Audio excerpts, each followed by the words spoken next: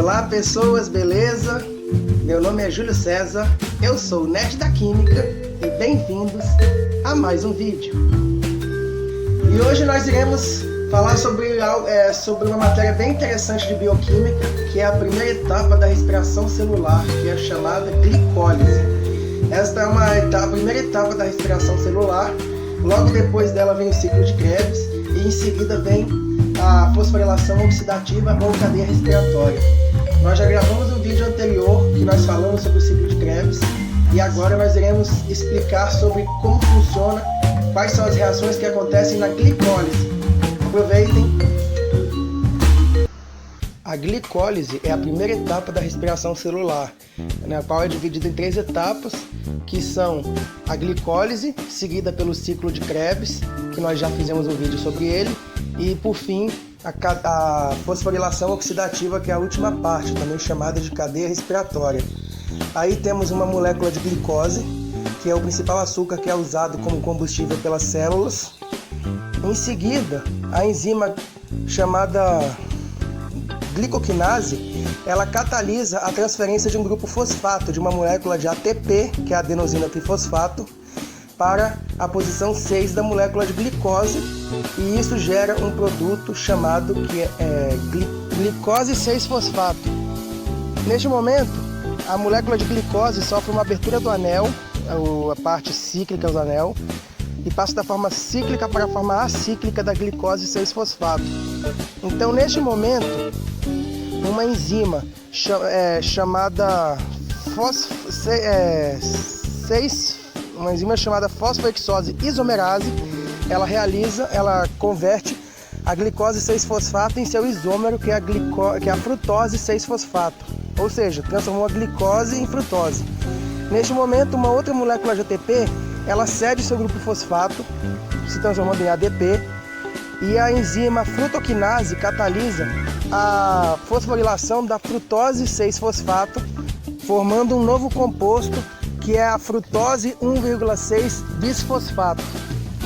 Este composto é logo em seguida quebrado, ou seja, clivado, em 2 unidades de 3 carbonos, 2 fosfotrioses, que são o gliceraldeído 3-fosfato, também chamado G3P, e a dihidroxiacetona monofosfato, também chamado DHAP.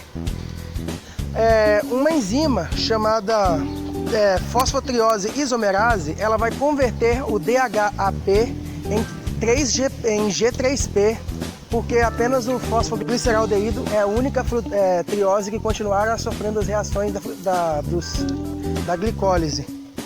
A enzima gliceraldeído desidrogenase, com auxílio da coenzima NAD, que é o dinucleotídeo de nicotinamida e adenina, ele vai efetuar a oxidação seguida da fosforilação do 3-GP, formando um produto chamado 1,3 bisfosfoglicerato, que contém um grande conteúdo energético em sua molécula.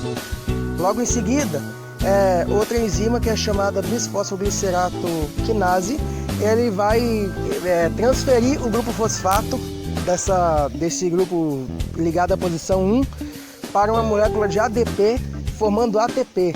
Neste momento, como essa reação acontece 2 vezes, já que existem 2 moléculas de fosfoglicerato que foram geradas pela glicose, então nesse momento as 2 moléculas de ATP que foram gastas na primeira etapa, elas estão sendo regeneradas aqui novamente.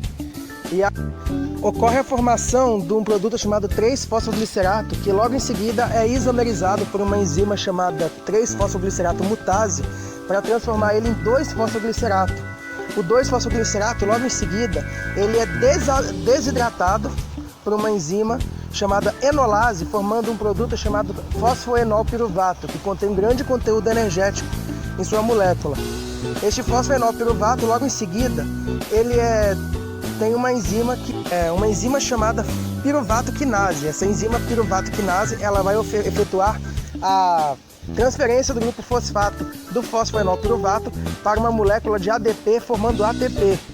E essa reação acontece 2 vezes, então neste momento, pela primeira vez na etapa da glicólise, ocorre um saldo positivo de moléculas de ATP, ou seja, aqui é gerada energia na forma de 2 moléculas adicionais de ATP.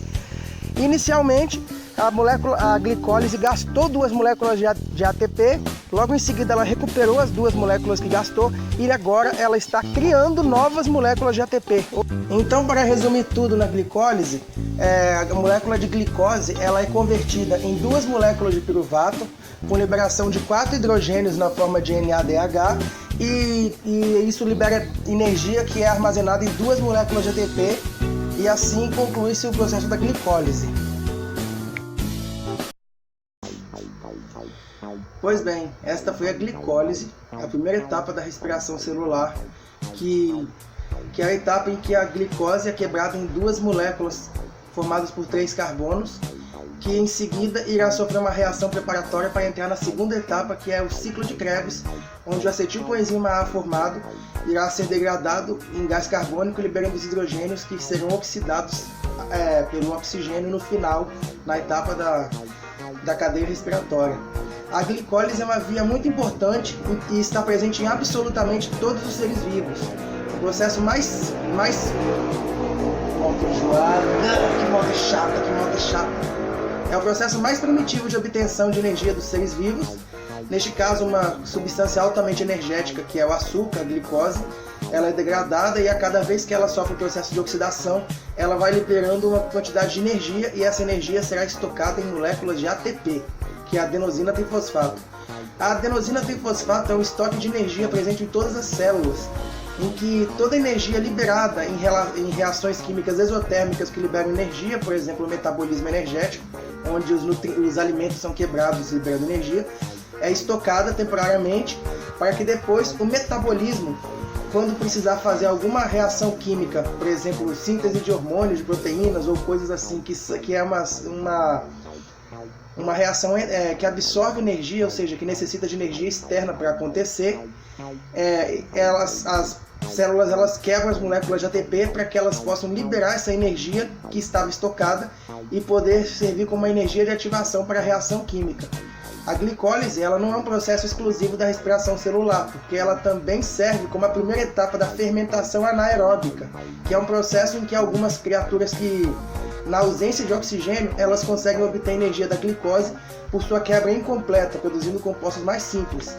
Neste caso, mesmo sem oxigênio, a glicose consegue ser parcialmente oxidada, produzindo na sua quebra alguns outros compostos e liberando uma quantidade de energia. Não é tanta energia como a liberada na respiração celular, mas é um sistema relativamente eficiente. Por exemplo, os nossos músculos, quando estão em condição de falta de oxigênio, eles realizam um processo chamado fermentação lática. Esse processo ele quebra a molécula de glicose, na glicólise, e aí ocorre a formação do piruvato. Porém, como não tem oxigênio, esses hidrogênios liberados na quebra, eles não podem ser levados para a etapa da cadeia respiratória, que essa via está bloqueada pela falta de oxigênio. Então o corpo ele retira esses 2 hidrogênios do NADH para transferir eles para a própria molécula do piruvato, formando o ácido lático. Ou seja, eles reduzem o piruvato a ácido lático para, digamos, se livrar desses excessos de hidrogênios. E, no caso, você tem todo o rendimento da glicólise, que gera 2 moléculas de ATP, mas no final você não tem o ciclo de Krebs, onde começa as próximas etapas da respiração celular. Além da fermentação da fermentação lática, que acontece em vermes que vivem no intestino humano, ou então nos músculos, ou em certas bactérias, como aquelas famosas bactérias que azedam o leite, também existe a fermentação acética.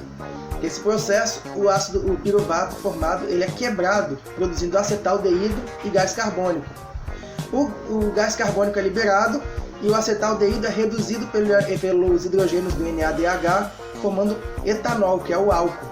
Esta é a famosa reação de fermentação que acontece na formação das bebidas alcoólicas, da formação do pão, do vinho, cerveja, entre outras coisas.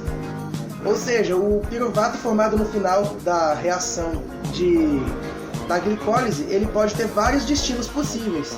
Por exemplo, ele pode ser utilizado para sintetizar aminoácidos, como por exemplo a alanina, que é o segundo aminoácido mais simples. Pode ser usado para entrar no ciclo de Krebs e dar continuidade à respiração celular, ou então ele pode ser reduzido, formando outros produtos durante os processos de fermentação. É um processo bem interessante. E é isso que eu queria mostrar para vocês. Muito obrigado por assistirem meus vídeos. Curta o meu canal, o Nerd da Química. Acesse a minha página no Facebook, que também se chama o Nerd da Química. O meu site, que é nerddaquimica.webs.com. Muito obrigado por acessar os meus vídeos, por dar sua força aí. Valeu!